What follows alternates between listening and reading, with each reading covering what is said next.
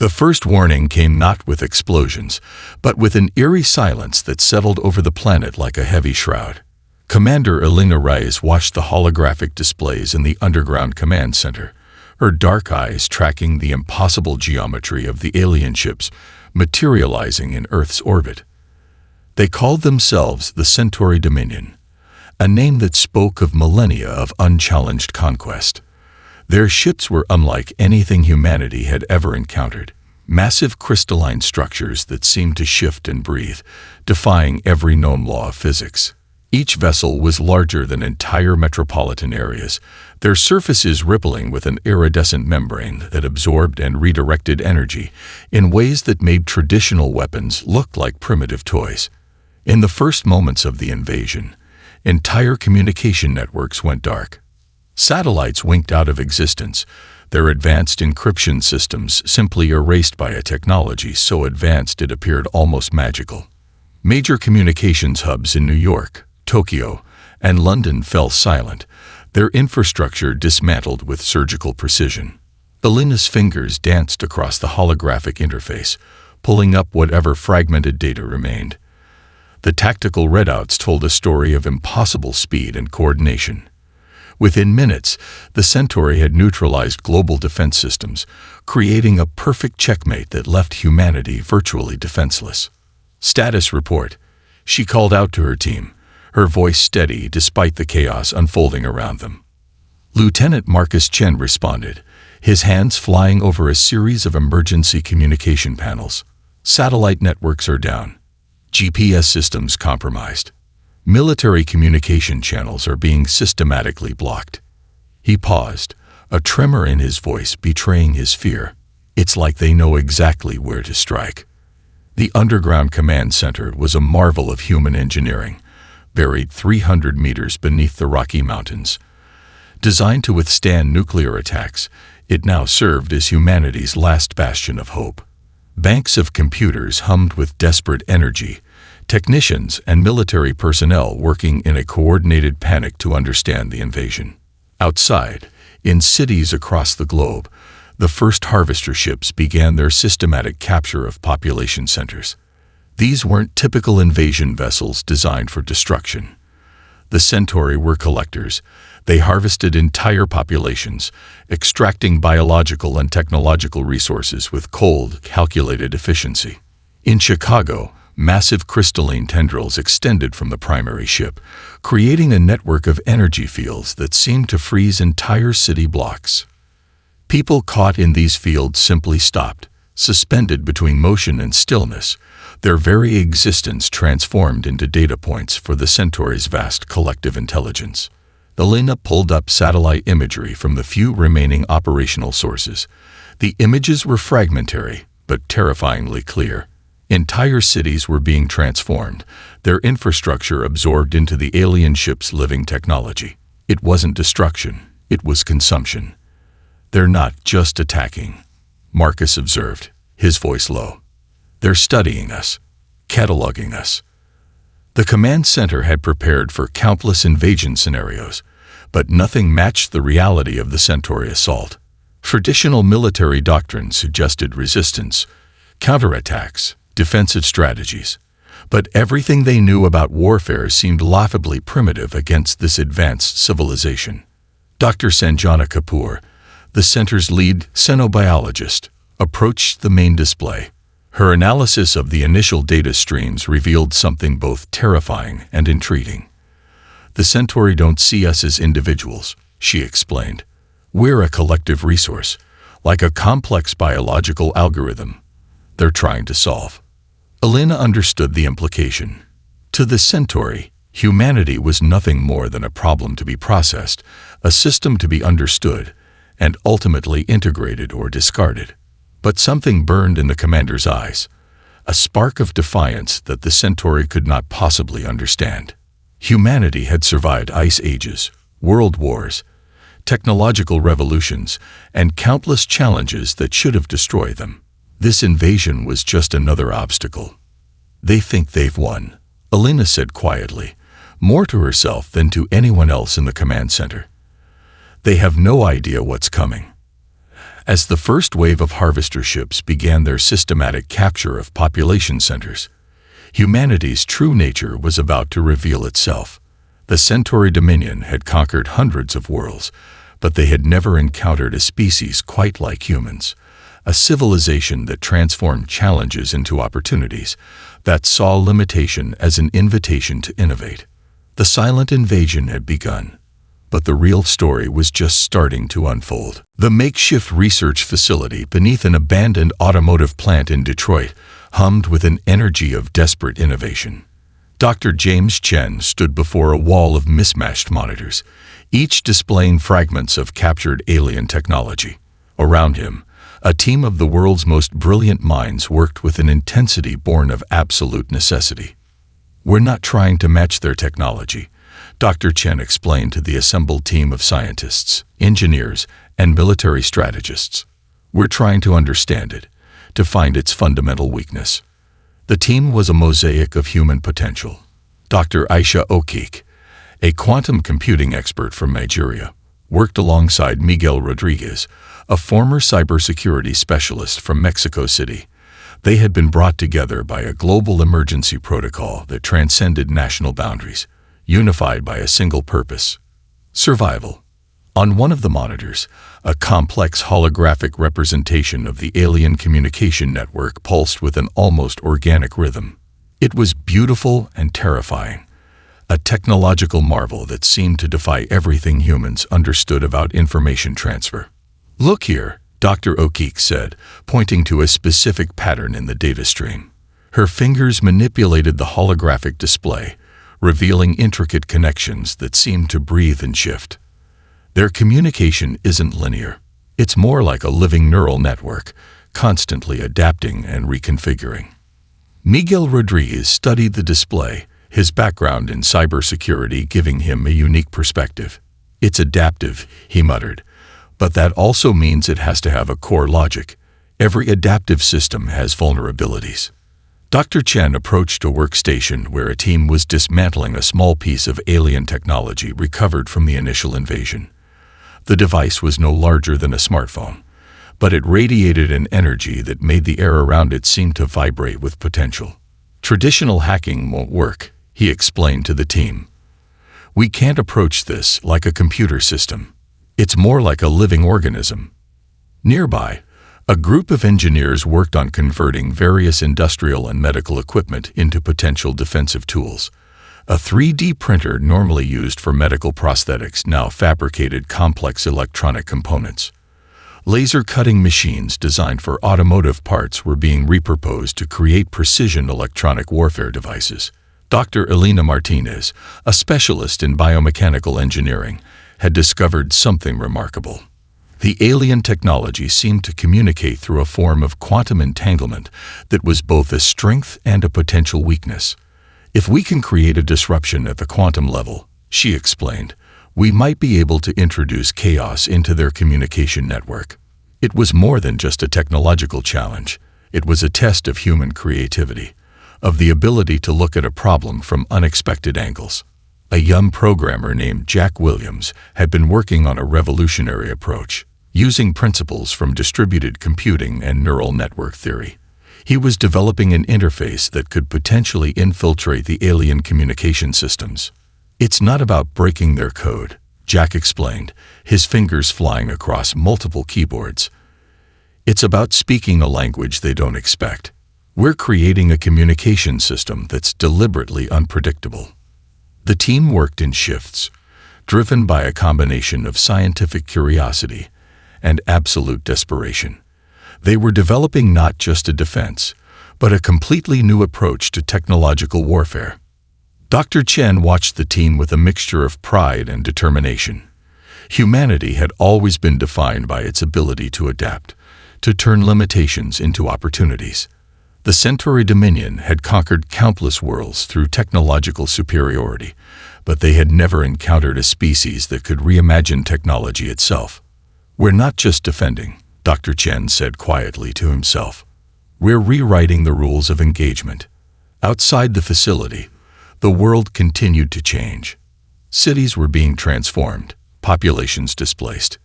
But here, In this underground laboratory, something else was happening. Humanity was preparing its most powerful weapon, not a physical device, but the capacity for unexpected innovation. The alien invaders believed they understood everything. They were about to learn how wrong they could be. The abandoned subway tunnels beneath Buenos Aires had become something entirely unexpected. What started as a desperate refuge had transformed into the nerve center of a global psychological counteroffensive against the Centauri invasion. Sofia Ramirez stood before a massive wall of holographic displays, her eyes tracking multiple streams of information. A former intelligence analyst with a background in game theory and psychological operations, she understood something crucial about the invasion that most had missed. The Centauri's greatest weakness was their inability to comprehend human unpredictability. "It's not about fighting," she explained to the assembled resistance leaders. "It's about creating cognitive dissonance in their invasion strategy." The plan was audacious. Using a combination of intercepted alien communication protocols, advanced computer modeling, and pure human creativity, the team was designing a massive disinformation campaign that would challenge everything the Centauri understood about warfare. In one corner of the underground facility, a team of linguists and communication specialists worked on creating deliberately contradictory message patterns. They were crafting communication streams that would appear logical at first glance, but contained subtle impossibilities that would consume the alien analytical systems. Marcus Wong, a brilliant cryptographer, had developed an algorithm that generated communication patterns designed to confuse the Centauri's predictive models. "Their entire invasion strategy is based on probabilistic modeling," he explained. "We're going to introduce variables they can't calculate." Across the world, small resistance cells began implementing carefully coordinated misinformation campaigns. In Tokyo, a group of urban artists transformed city infrastructure into massive visual misdirection systems. Projected holographic images created false movement patterns, while carefully placed electromagnetic disruption devices sent conflicting signals to the alien tracking systems. In Cairo, an underground network of hackers and engineers repurposed commercial communication networks. Satellite signals were manipulated to create ghost cities, false population movements that would draw the Centauri's analytical focus away from real human concentrations. Sofia understood the psychological warfare went beyond technological trickery. The Centauri viewed populations as data sets, complex but ultimately predictable systems. Humans were about to prove how wrong that assumption could be. "We're not just resisting," Sofia told her team. "We're rewriting the entire concept of resistance." A breakthrough came from an unexpected source. Dr. Elena Chen, a behavioral psychologist, had been analyzing the limited data they had about Centauri communication patterns. She discovered something remarkable. The alien intelligence had no concept of intentional irrationality. They process information through pure logical algorithms, Dr. Chen explained.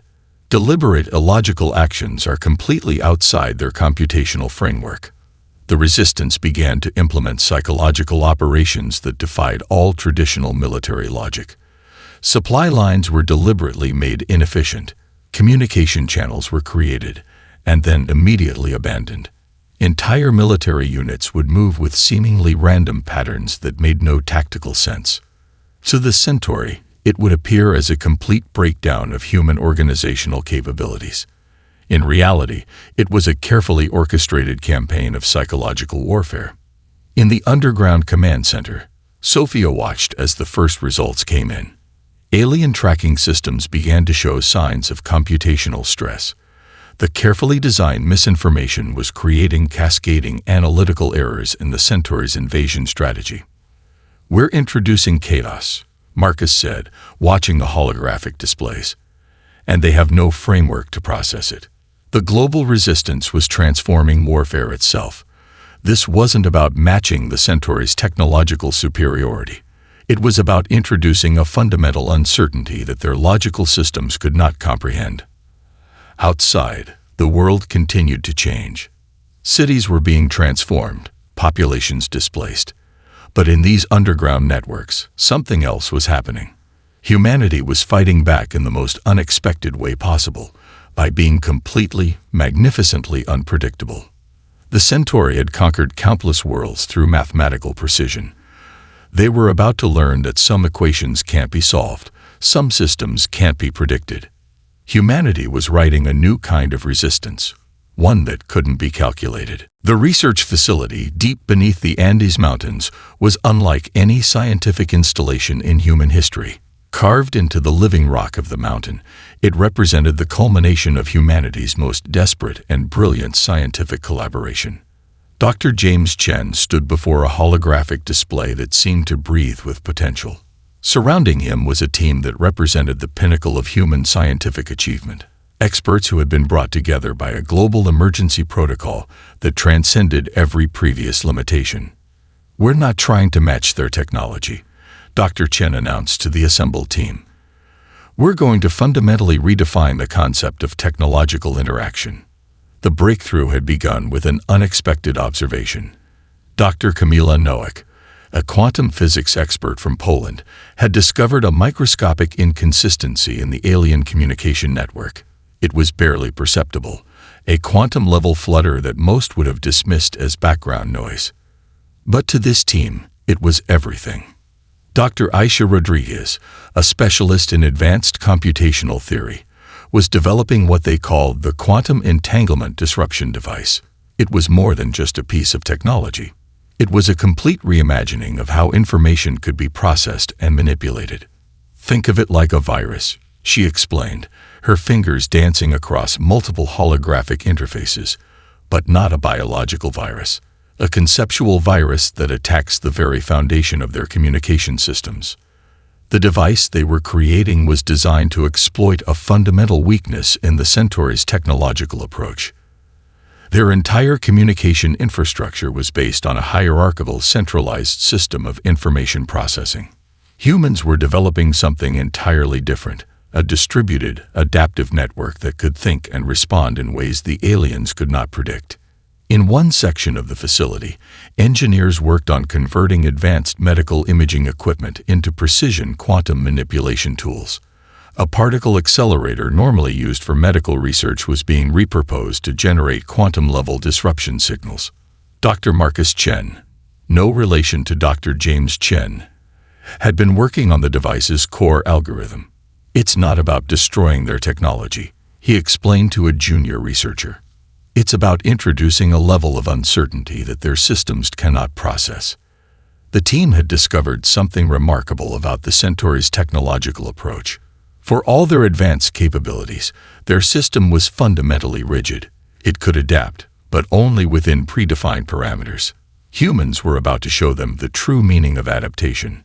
Elena Vargas, a specialist in advanced materials science, was developing the physical housing for the quantum device. It was a complex structure that seemed to defy traditional understanding of material science.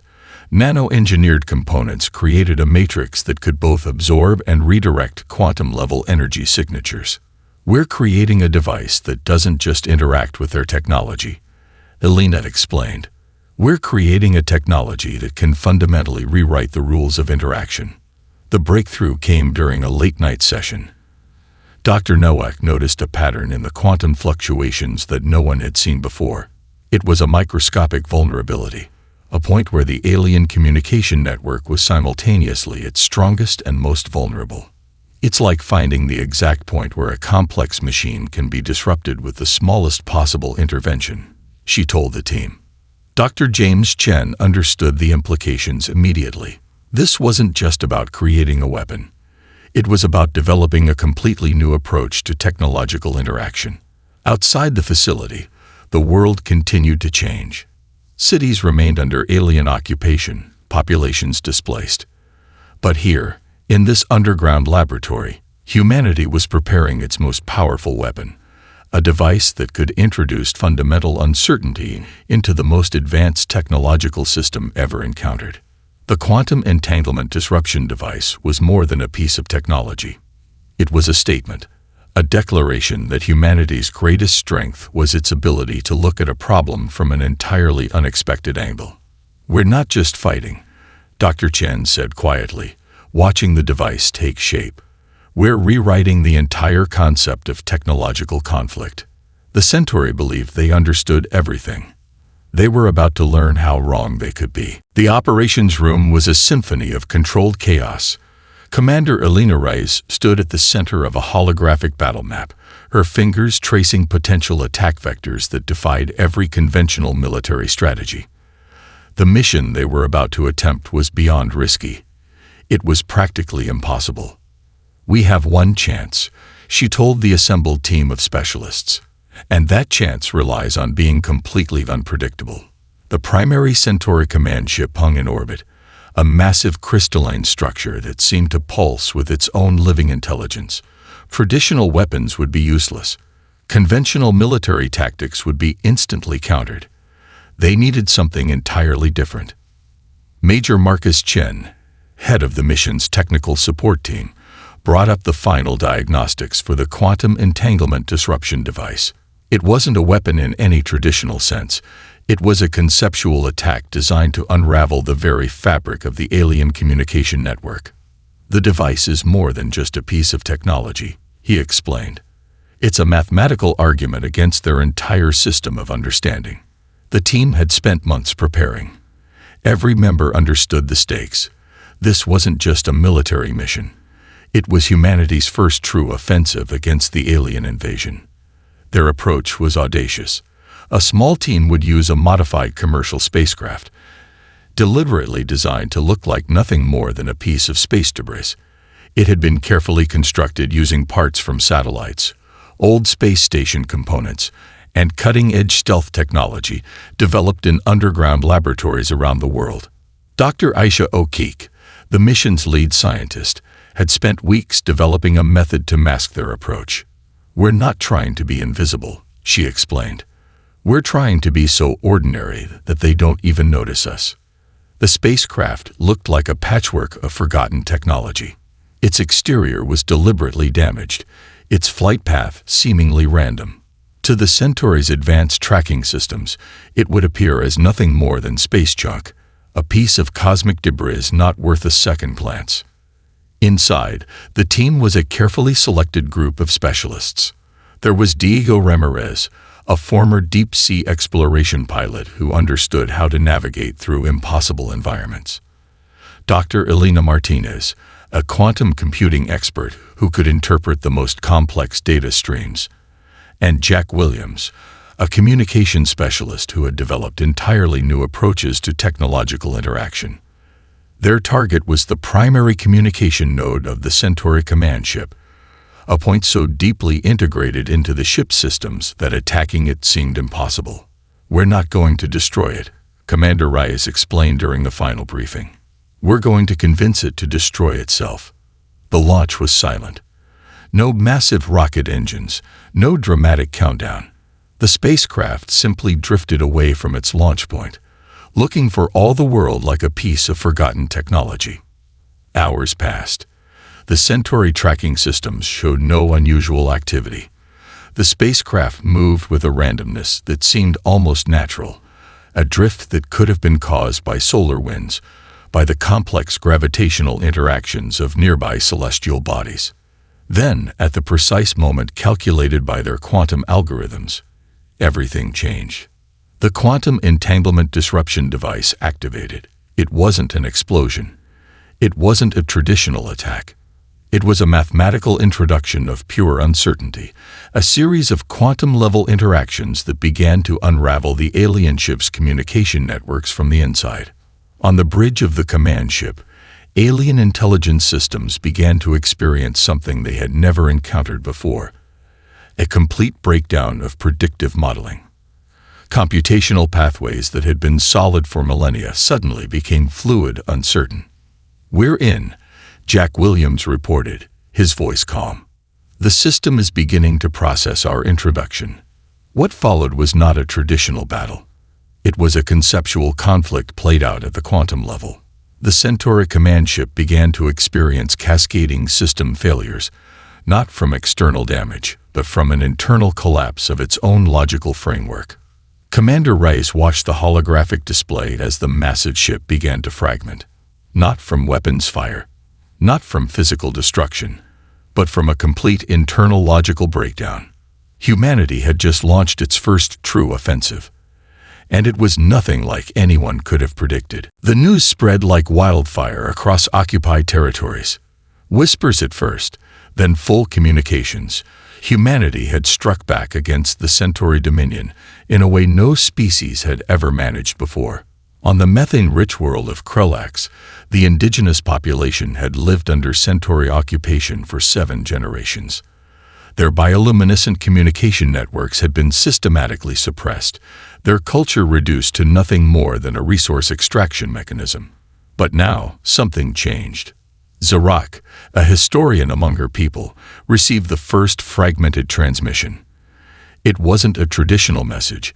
It was a complex quantum signal that carried more than just information. It carried hope. The transmission showed how humans had attacked the Centauri not through brute force, but through a fundamental reimagining of technological interaction.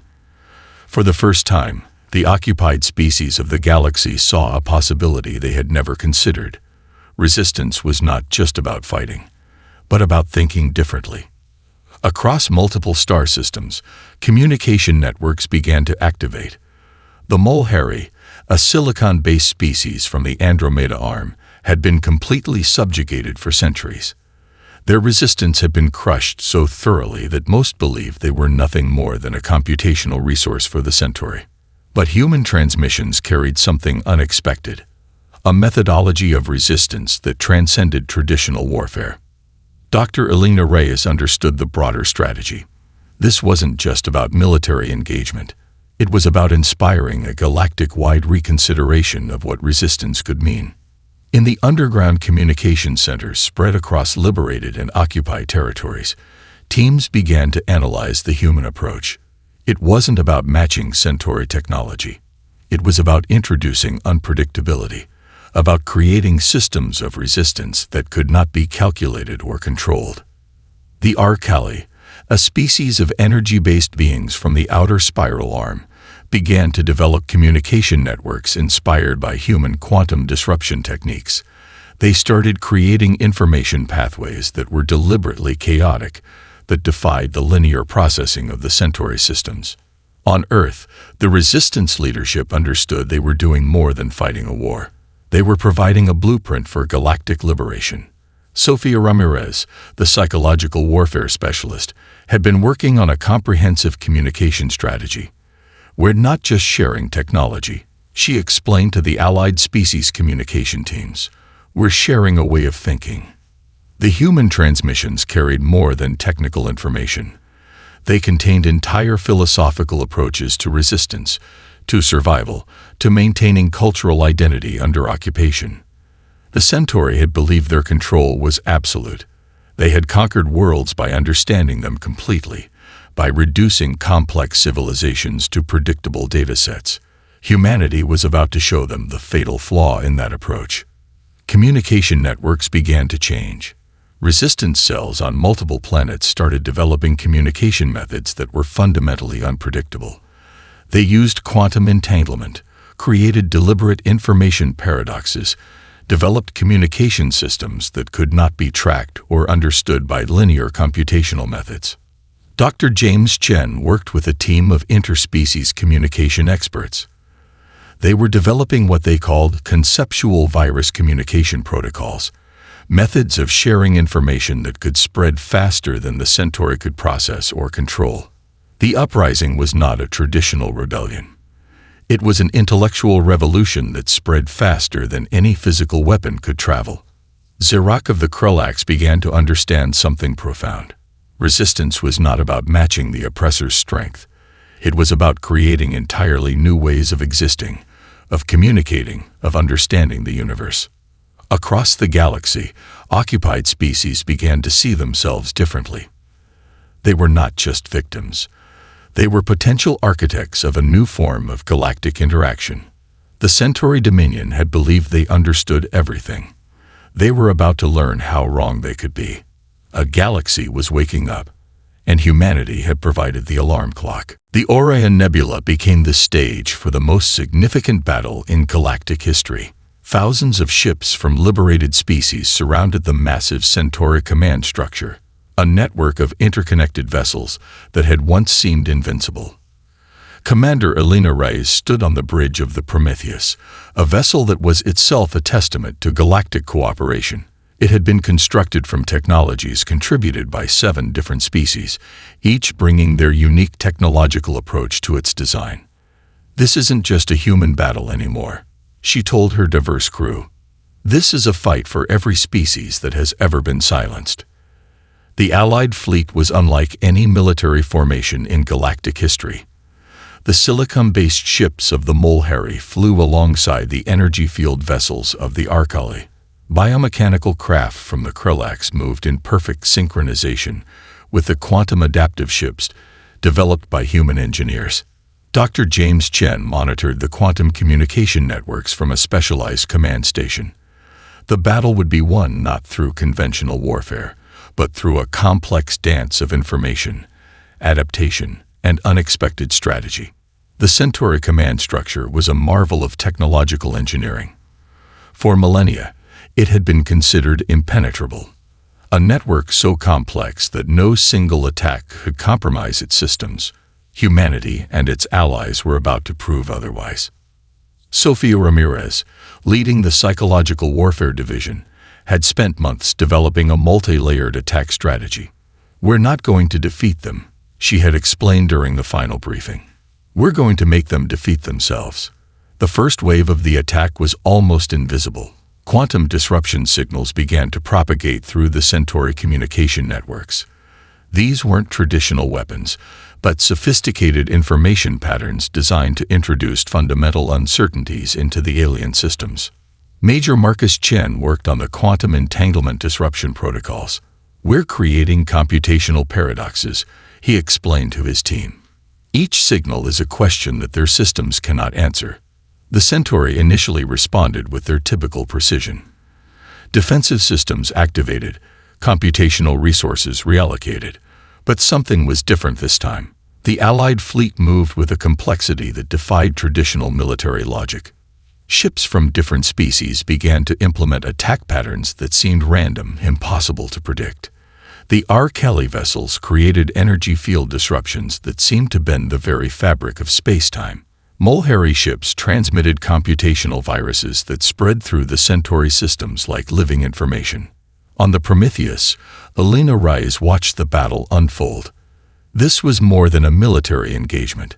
It was a fundamental challenge to the Centauri's understanding of conflict, of intelligence, of existence itself. The quantum disruption devices developed in the Andes Mountains played a crucial role. They weren't just attacking the Centauri systems, they were introducing a level of uncertainty that the alien intelligence could not process. Communication networks began to fragment. The Centauri's perfectly organized command structure started to experience cascading system failures. Each attempt to respond created more complexity, more uncertainty. Dr. Aisha Okik monitored the quantum communication patterns. "They're trying to solve an equation that has no solution," she observed, her voice a mixture of scientific fascination and strategic focus. The battle lasted hours, but it felt like both an instant and an eternity. Ships moved in patterns that would have seemed impossible moments before. The Allied fleet was not just fighting. They were demonstrating a new form of collective intelligence. As the final Centauri command ships began to fragment, something remarkable happened. The destruction was not violent. It was almost like watching a complex mathematical proof collapse under its own internal contradictions. Commander Reyes understood the significance of the moment. This was more than a military victory. It was a fundamental reimagining of what conflict could mean. "We didn't just win a war," she said quietly to her crew. "We changed everything." The Orion Nebula became a testament to what could happen when diverse intelligences came together, when resistance was reimagined not as destruction, but as a creative act of collective liberation. The aftermath of the battle was unlike anything in galactic history. Where one might have expected celebrations of triumph, there was instead a profound silence of reflection. Commander Elena Reyes stood on the observation deck of the Prometheus, watching the remnants of the Centauri command structure slowly dissolve in the Orion Nebula. Around her, representatives from dozens of liberated species gathered, each processing their newfound freedom in their own unique way. Dr. James Chen approached, his datapad filled with initial analysis of the conflict. "We didn't just win a war," he said quietly. "We've created an entirely new paradigm of galactic interaction." The conference hall on the Prometheus became a meeting ground for civilizations that had never spoken to each other before. The Mulhari, with their silicon-based communication matrices, sat alongside the energy-based Arcali. Representatives from Earth worked to facilitate conversations that transcended traditional diplomatic approaches. Sofia Ramirez, the psychological warfare specialist, now found herself at the center of a different kind of challenge. "Our greatest weapon wasn't our technology," she explained to the assembled delegates. "It was our ability to understand complexity, to embrace uncertainty." Each liberated species began to share their story. The Krillaks revealed the depth of cultural suppression they had endured. The Arcali demonstrated communication techniques that had been deliberately hidden during centuries of occupation. What emerged was not just a story of resistance, but a comprehensive understanding of survival. Dr. Aisha O'Keefe led a team developing a new galactic communication protocol. It wasn't just a technical standard, it was a philosophical framework that celebrated diversity, unpredictability, and collective intelligence. The quantum communication networks developed during the conflict began to transform. What had been a weapon of resistance became a tool of unprecedented cooperation. Scientists from different species worked together to understand the breakthrough technologies that had made their liberation possible. Major Marcus Chen found himself leading an unprecedented initiative. The technologies developed to fight the Centauri were now being reimagined as tools for collective exploration, for understanding the fundamental nature of intelligence and communication. On Earth, the Resistance leadership understood that their work was far from over. Commander Rice addressed a global assembly, her words broadcast across liberated territories. "We didn't defeat the Centauri," she explained. "We showed them, and ourselves, a different way of existing." The galactic community began to develop what they called the Cooperative Intelligence Protocol. It was more than a diplomatic agreement. It was a fundamental reimagining of how different species could interact, communicate, and understand each other.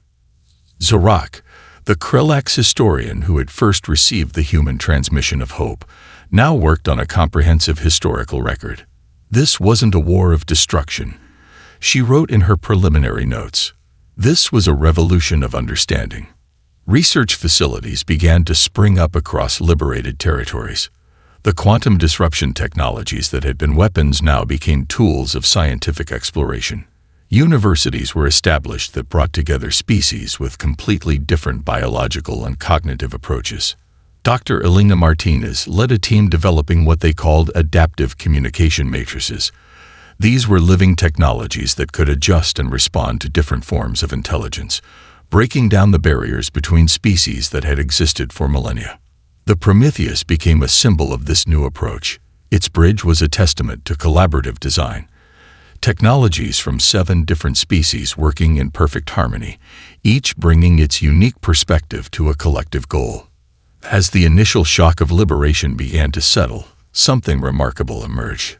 The liberated species began to see their differences, not as obstacles, but as opportunities.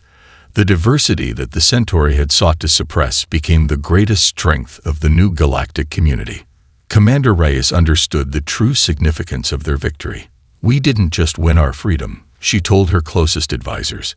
"We redefined what freedom could mean." The Orion Nebula, once the site of the most significant battle in galactic history, now became a symbol of something entirely new. It was a reminder that true strength comes not from control, but from understanding. Not from uniformity, but from embracing complexity. Humanity had entered the conflict as a single species fighting for survival. They emerged as architects of a new way of understanding intelligence, cooperation, and existence itself.